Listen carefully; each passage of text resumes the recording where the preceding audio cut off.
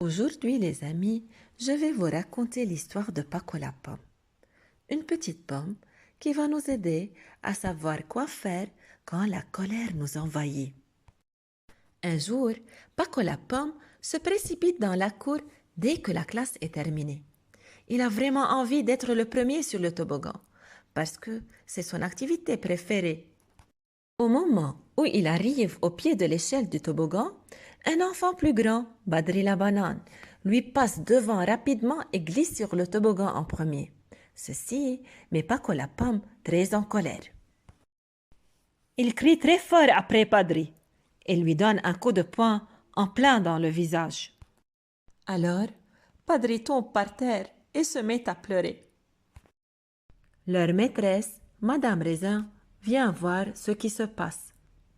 Tu n'as plus le droit de jouer aujourd'hui, Paco, dit-elle. Tu vas aller t'asseoir et regarder les autres s'amuser. Je suis très déçue par ton comportement.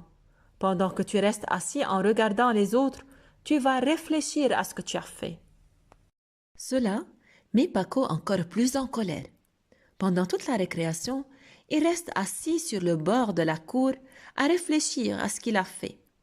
Il reste assis et finit par être tellement en colère qu'il crie une deuxième fois et lance sa chaussure par terre. Il crie encore et lance son autre chaussure par terre.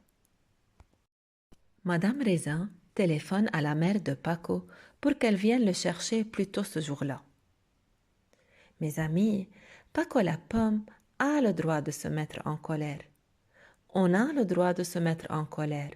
Il arrive à tout le monde de se mettre en colère.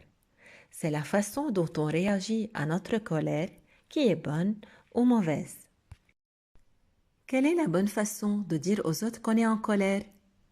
Dire ce que l'on ressent, aux enseignants, à ses parents, à un adulte de confiance, ou bien s'en aller, ou tout simplement respirer à fond